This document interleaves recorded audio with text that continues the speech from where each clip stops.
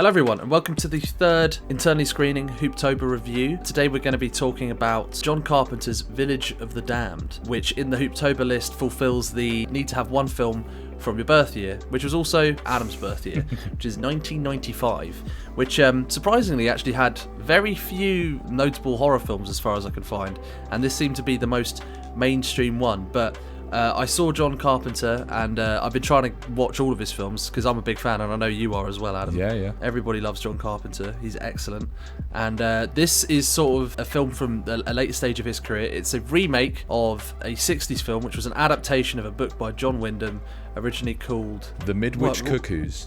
That's it, the Midwich Cuckoos. In this film, there is a period one day, very randomly, where a bunch of people pass out, and a few weeks later, women discover that they are mysteriously pregnant, and it all goes horribly, horribly wrong. Adam, what do you think of Village of the Damned? Well, I'll preface it by saying that I do have some previous knowledge and appreciation of John Wyndham as an author. You know, he's famously not only written this, but Day of the Triffids, and a book I studied in university called The Trouble with Lichen. He's great at creating stories which have incredibly creepy or intriguing premises, often in and around sort of sci-fi or sci-fi adjacent fantasy, which this kind of more falls into. But one thing he's bad at, and you can see this from the size of his books, is where a Stephen King will go on a coke-fueled rampage and write thousands and thousands of pages. John Wyndham will write a very, very small amount, and I find rarely delivers on the potential of his premise.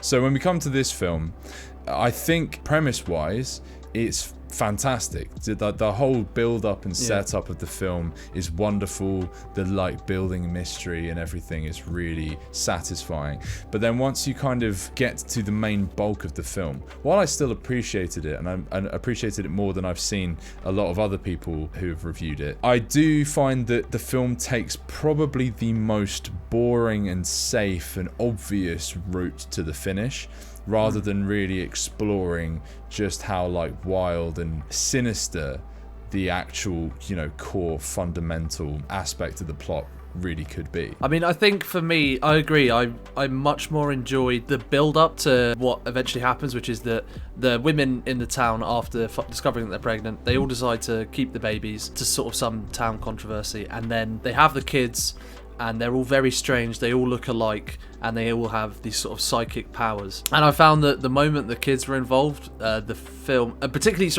when the kids are babies, I still was quite enjoying the film. Yeah. But when the kids became kids, the film was like a sort of downward slide from there in terms of my enjoyment.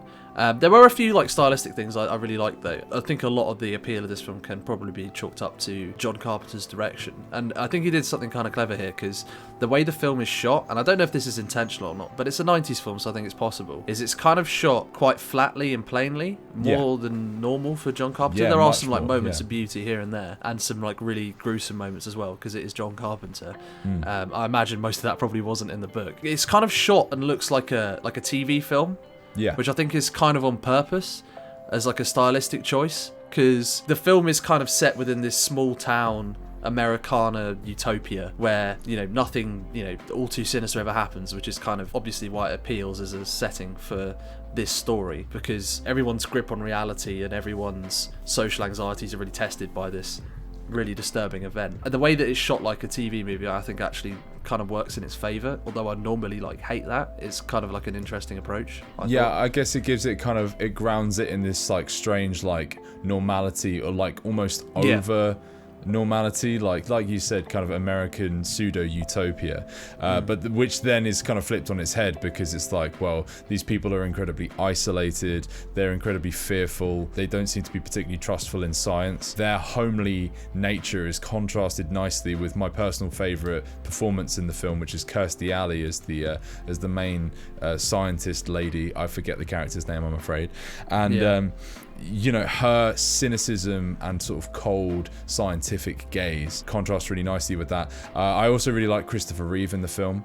He doesn't really do much. He's not a particularly nuanced actor, or he doesn't put much detail in his performance, but he just has such natural charisma to him, which, I mean, obviously anyone who's watched Superman will be familiar with, like that. You know, you also get a rogue Mark Hamill appearance. There's a couple. Yeah, that was very weird. I only clocked that like halfway through the film. It's a really strange collection of actors who all kind of either fell out of favor or, unfortunately for Christopher Reeve, due to personal tragedy.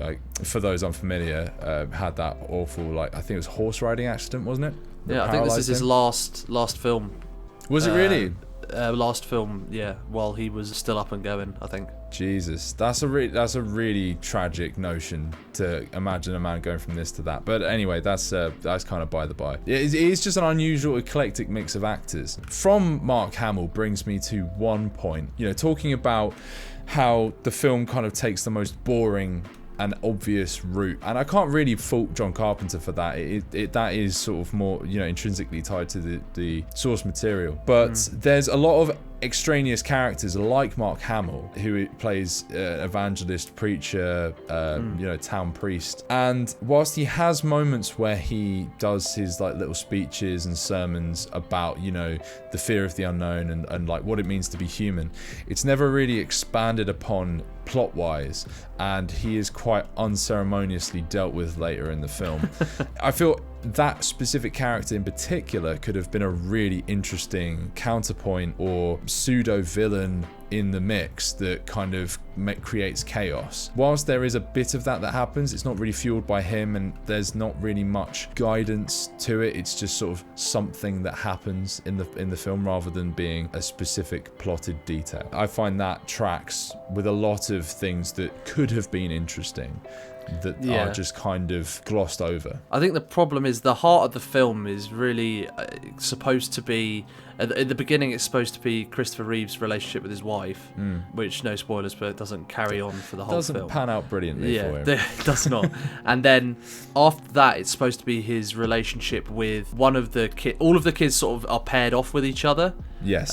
Psychically and like as mates, but one of the women miscarries, so one of the kids is without a mate, and he sort of ends up being more human than the others, the other kids who are all sort of psychopathic and creepy. He's like less part of the hive mind. There's this kind of understanding that whilst they're in pairs, they're pairs within a grandest like whole, and because David is without that other half, he's less corrupted by it in some strange way. Well, the whole film for a 90s thing feels very 50s nostalgic. It feels very Cold War, because it's obviously sort of like the film is supposed to be like a triumph of individualism versus collectivism, right? And like emotion. But the relationship with Christopher Reeve's character and the kid David, I think he said, that just doesn't really. It's not sort of gets worked on here and there, but it just feels a bit bland. And by the end, there's very little consequence it has to the wider story.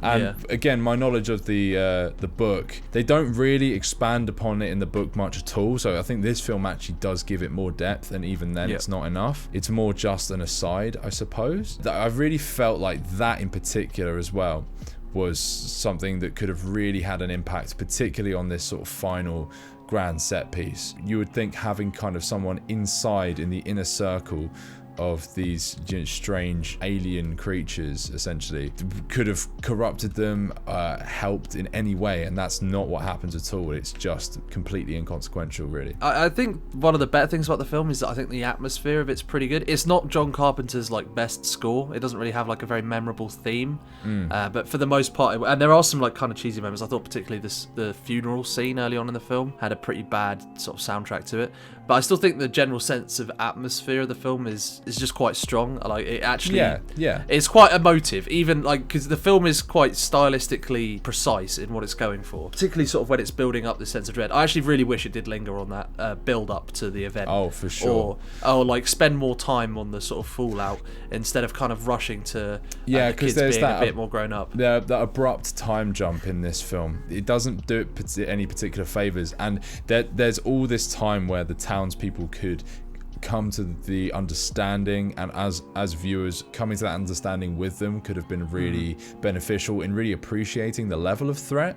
And having the time jump lessens the threat, because like, well, okay, everyone's more or less is fine, and all the kids seem to do is be creepy, be like complete dicks, and occasionally someone will bite the dust in often quite creative and funny ways. I did like those. I will say, because the film does the time jump, my favourite, but the best and creepiest and most emotional part of the film was the bit just before the time jump where Christopher Reeve's, I guess, spoiler here, big spoiler, yeah, pretty major spoiler, Christopher Reeve's wife kills herself, because the baby, and it's a great scene. The baby is staring at her. It tries to make her burn her arm, and then she's back at the house and she's depressed, and then the baby, she goes out into the mist and they live by near the a cliff. yeah. And there's a great imposed shot where she's Christopher Reeve's run out of the house to go and try and stop her, and the baby's face is kind of superimposed over the screen, and it's I don't know, I just thought it was genuinely quite a creepy moment. That I agree, that's my favorite scene too. There's a little wry smile on the baby's face that's really content with what it has achieved, and I think there's also something way more. The babies are just creepier than the kids. They should just have them be babies, right? Because they can't speak and they can't specify their grievances and their pains, because the purpose is that whatever happens to the kids is that will happen back, essentially. That's kind of how it works. A baby can't really communicate what's wrong, so it's way easier to fuck up and upset a baby who has no real understanding of what's going on, and so you could have had way more tension and chaos in those scenes. Plus, it would be way more tense, right? Because how do you deal with that? I guess, we've been in spoilers now. At the end of the film, they just blow the kids up. Yeah. So the film, it would have had to take a much cleverer route, because you can't just blow a bunch of babies up. No one wants to see that.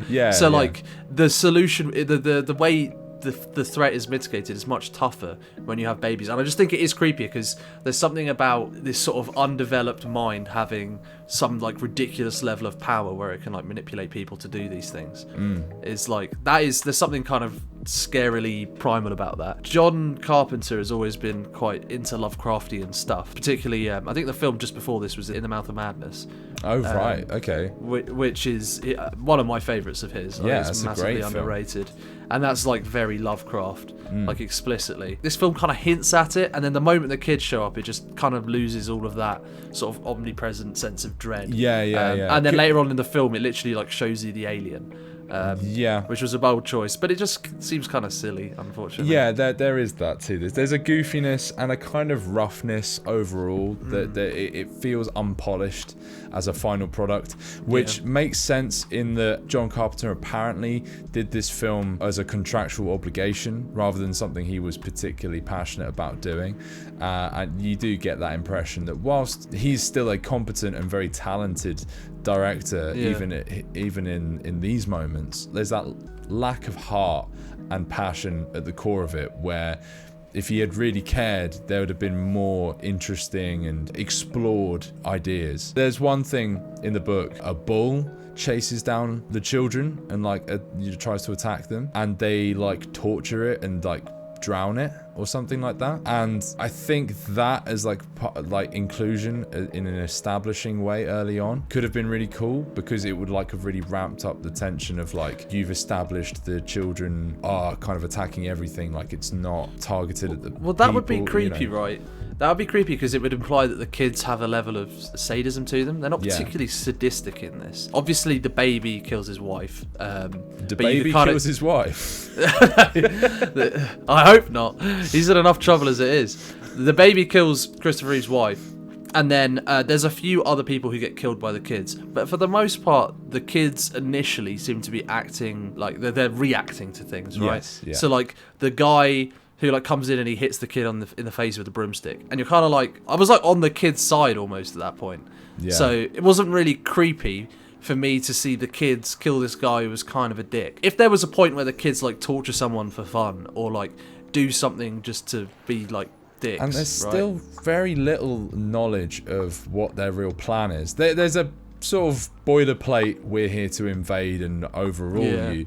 But there's no real sense of threat, right? Because what are they going to do? They're just they're still somewhere? just children. And there's the a wider plot point that is brought up is that there have been other instances of this happening within the story in different parts of the planet, and in a lot of those instances, either the townspeople killed them or an outside force knew about it and just wiped them out. And so it kind of lessens this sense of dread here, because it's like, oh, well, those guys just fucking murdered them, why don't you? And then they do anyway. So you kind of, you're already told the solution to the problem. It's incredibly simplistic and unsatisfying. I mean, towards the end of the film, I did kind of enjoy the amount of chaos that happens, especially when like all the like police officers start shooting each other, and then there's like a helicopter exploding, and like a car goes off and explodes, and they're all just shooting each other because the kids are telling them to. Yeah. I thought that was kind of cool. Although it does really, the writing really gets worse as the film goes on, because the characters just kind of start explaining the themes to each other. Yeah. So like, Chris Reeve will be like, no, emotion is the only thing that's important, the love or something. Yeah. And then, oh my god, the kid who plays David, every line he said was just awful. Like where he's like, hang on, I wrote this line down. Why should I be experiencing emotion in this moment? What is empathy? It's like, come on, that's so bad. Like that, I don't even care if that's in the book. That's still bad. The writing, it gets worse as it goes on, which I can enjoy the spectacle, and there's a good amount of like fun John Carpenter stuff. I like the guy impaling himself with a broomstick. I thought that was awesome. And the guy that falls, like, passes out on the grill and dies by burning to death. Jesus, that was so out of nowhere. That's real early on in the film. That was like, oh yep, it's a John Carpenter film. Yeah, he had to get one in there. Yeah, and there's a couple of good car explosions as well. So what would you rate this? Well, I enjoyed this film. I think it is a worthwhile watch. It's a kind of cheap thrill. And it's almost like sort of Sunday afternoon horror viewing. It's the sort of horror film that you can watch with your mum, and I did watch with my mum. It's not gripping, it's not visceral, but the atmosphere really carries it. You know, the atmosphere does a lot. Atmosphere, John Carpenter is still a professional and a talented director, even at his lowest moments. Although we won't talk about Ghosts of Mars. That's another discussion for another day. But it's fine. It's nothing particularly special, so I'll give it a 6 out of 10. Yeah, I wasn't as charmed by it. I do think it has its strengths, but I think overall, the package as a whole is quite boring. Okay. I found myself quite bored. I can see what you're saying about like a Sunday viewing. You know, it's raining and you're hungover. This could be like a fun watch with someone else. It's just very easy. It's just very. It's just it's engaging enough. But not visceral as to, like, you know, make you chuck up. Yeah, but I feel like visceral like reactions is what John Carpenter is best at. And there's only so much I can get of the atmosphere before I want something more. So it's a 4 out of 10 from me. 4? Yeah, it's just like it was below average for me. Like, it was quite below average. It has its charm, but I wouldn't really recommend it unless you're already a John Carpenter fan and you're feeling a bit completionisty, or you just kind of want that vibe. It just doesn't have enough high thrills, and a lot of the best moments are like quite subtle. So if you're a John Carpenter fan who's like, well, I love The Thing, I can't say this is going to be for you, because or like I love In the Mouth of Madness. This is very the chill, diet version of In the Mouth of Madness. I think it's a clever film. The storyline just isn't strong enough. The acting is okay but quite bad in points. It doesn't build to enough, and there isn't really. I was never that unsettled except for like that one moment with Christopher Reeves' wife. So 4 out of 10, I'm afraid, but I still love you, John Carpenter. And we will watch all of your films and do a tier list, I hope, one day. Oh yeah, absolutely. But yeah, that was our third Hooptober review. If you want to see what films might be coming up next, there is a Hooptober link down below in the description. If you enjoyed this video, give it a thumbs up. If you didn't enjoy it, give it a thumbs down, and subscribe to the fucking channel. Please. Peace.